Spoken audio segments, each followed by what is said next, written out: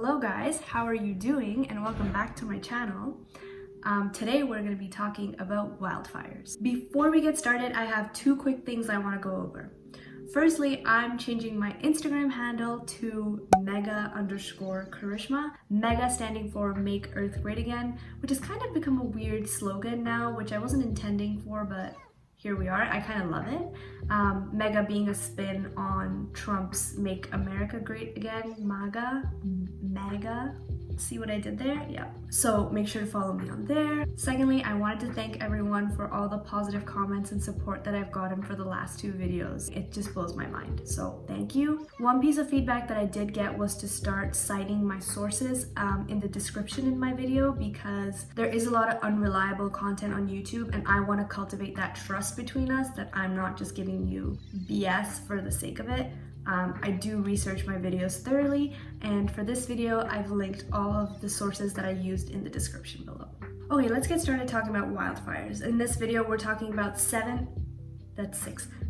things you can do to either prevent wildfires, fight wildfires, and reduce how severe they can be during the wildfire seasons. I think it's really important to note that wildfires are natural. Many countries and many areas have wildfire seasons where they expect these fires to happen, and it is a part of the natural ecosystem for parts of the forest to burn down and then regrow. So wildfires are natural. But I guess the burning question is that are our actions as human beings making these wildfires worse? So let's talk about three major wildfires that happened in 2019 coming into 2020, and I'm going to be talking about California, the Amazon rainforest, and more recently Australia. And I know a lot more than three wildfires happened, but I'm just going to use these to kind of frame the problem, and as we go we'll talk about ways that you can help fight wildfires from home. Let's talk about California. 270,000 acres of land was burned in California's wildfire season this year. And this was actually a soft season compared to previous years, but it was still pretty bad.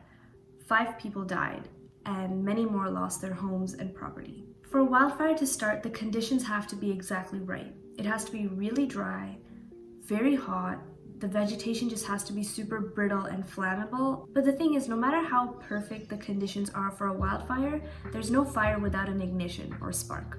What's crazy is that the majority of California's fires this year were started by human ignition. Take a look at this chart, for example. The dark blue is fires started by human-related activities, and the light blue is natural causes. You can see arson on that list. You can see camping on that list. You can see smoking on that list. The first thing you can do to prevent wildfires is just don't be dumb with fire. Don't throw your cigarette butts around. Don't be irresponsible with fireworks or your campfire, and make sure you're putting things out and disposing of them in the right way, especially if you live in an area that's very prone to wildfires. That's the first thing you can do, and I think it's pretty easy. Now let's talk about the Amazon rainforest. This received a lot of media attention last year, and I'm sure a lot of you know, but here's a map just to show how much of the Amazon burned due to wildfires. The Amazon rainforest is particularly important because it's known as the lungs of the world, mainly because it's a carbon sink. It takes in so much carbon dioxide because of the vegetation that it has there, and also emits a lot of oxygen that helps purify our air and help us breathe. The Amazon fires is not only causing a huge amount of carbon dioxide to be released into the atmosphere, but it's also causing a loss of biodiversity, and a lot of communities and even indigenous tribes that live downwind of the fires are kind of getting choked from all the pollution that's heading their way. The number of fires in the Amazon in 2019 was 80% more than the year before, which shows a clear, unnatural increase. And the Amazon is a special case because they're actually starting the fires on a government mandate. Their president, or is it prime minister?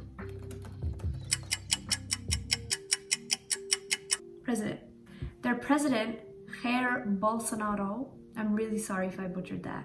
He's allowing farmers to continue to burn parts of the Amazon's natural rainforest land to make way for farmland. And what are they using this farmland for? It's beef. They're farming cattle. Brazil exports beef all over the world, and among the top 10 countries where they send their beef is China and America. And since I live in Canada, I can speak to how much beef we import from Brazil, and it's almost $30 million per year. Now, you may hear that a lot of this Amazon land is actually being used to farm soy, and soy is pretty popular in a vegan diet for tofu, soy milk, etc. But this doesn't mean that you should give up soy, because what you should know is that only 1% of the farmland that is being cleared to grow soy is being used to actually make soy-based foods like tofu. The rest of the farmland that grows soy is being grown to feed the cattle. So here's the second thing that you can do to help prevent these wildfires is eat less meat, and beef in particular, because beef actually uses up 10 times more resources than eating chicken would. And I talked about this in my first video, but I'm not saying you give up beef cold turkey. That was a really weird sentence. Beef cold turkey. I'm saying try meatless Mondays. Try a new vegetarian dish that you've never tried before, and it might become your favorite meal and you'll make it more often. Try some tofu. It's all about reducing the excess that a lot of us live in these days to try and make a difference. And now let's talk about Australia, which is the most recent and devastating wildfire that's been in the media. And the 5 tips that I'm about to give relating to Australia can also be used to help any other country that's suffering from wildfires. I'm just using Australia as an example to be able to frame these tips for you. So Australia also has a wildfire season in the summer when it gets really hot and really dry. But the question is climate change making it worse? Is it making the season longer and more extreme? And the answer is yes. Climate change means warmer temperatures, which increases the rate of evaporation from plants and trees, leaving them even drier and even more flammable, susceptible to catching fire super fast. This wildfire season, 10.7 million hectares of land were burned. And I feel like we hear these figures in the media and in the news, but we don't actually realize how big that is. If we look at this picture that compares the size of Australia to the US and how much of it is on fire, those fires could cover the entire eastern seaboard of the US. What's interesting is that Australia's Prime Minister Scott Morrison claims that these wildfires and how fast they're getting worse has nothing to do with climate change. He continues to export coal, and coal is considered the worst fossil fuel when it comes to making climate change worse, and it's actually Australia's biggest export to this day. So here's the third thing you can do, whether you're Australian or not. A lot of us are lucky enough to live in these democratic countries where our voices mean something. Write to your local MP or your politician, or what is it in the US? And express your concerns about climate change. And if you're in Australia, express your concerns about your coal exports. Wherever you live, you can vote for parties that work towards reducing fossil fuel dependence and lobby for more renewable energy. It's not that, oh, Australia exports coal, and so as a consequence, they're going to suffer from wildfires. That's not how it works. No matter where you live, your country's emissions are going to contribute to climate change that happens all over the world. And so in some countries, weather patterns are going to be more unpredictable and worse, and you might not feel the effects directly. Vote for renewable energy. Vote for renewable energy.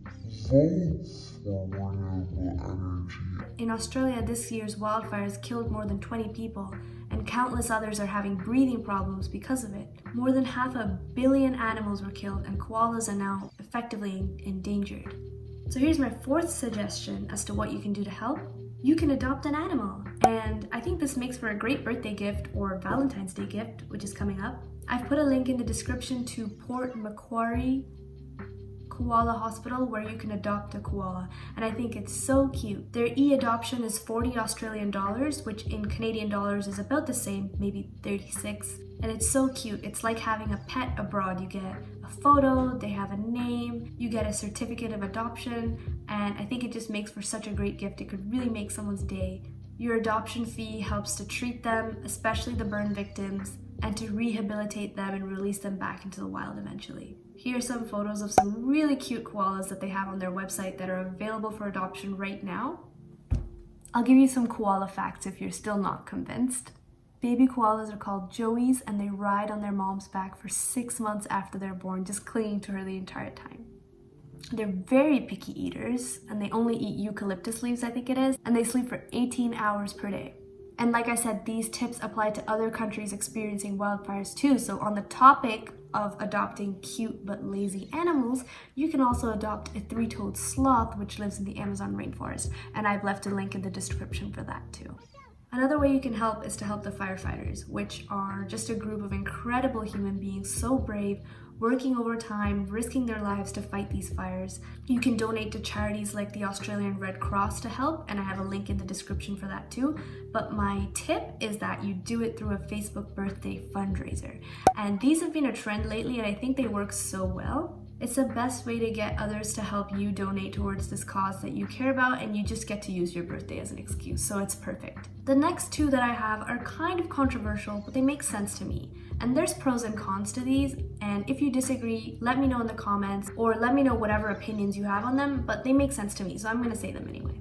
So at number 6, we have don't cancel that vacation to Australia. So before I start, yes, planes and air travel have a significant carbon footprint and they do contribute to the climate crisis, yes. But does this mean people are gonna give up flying? No, I'm certainly not. I am gonna make efforts to reduce it and make efforts to staycation more, but am I gonna stop traveling? No. And I'm sure a lot of you aren't willing to do that either. I'll talk more about this in a different video, but our job as consumers is also to demand more sustainable practices from a supply side. So does this mean that we don't fly and we don't travel? No, it means that we demand air travel companies start incorporating more sustainable practices into their business. So if you were gonna take a trip anyway, or you were planning to go to Australia, it's on a lot of people's bucket lists, don't cancel that trip because of the wildfires. Tourism is a huge part of the Australian economy, and wildfires have caused that sector to plummet hugely. So visiting Australia is actually a great way to support the local economy and local businesses.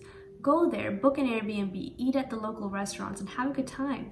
And at the same time, you'll be supporting the effort against the wildfires by going there and supporting local people. If you're hesitant to go to the parts that are directly affected by the wildfires, I get that. There's other parts of Australia that you can visit, like the Great Barrier Reef, Cairns, and Perth. And I'm sure there's a lot more. Those are just the examples that I looked up.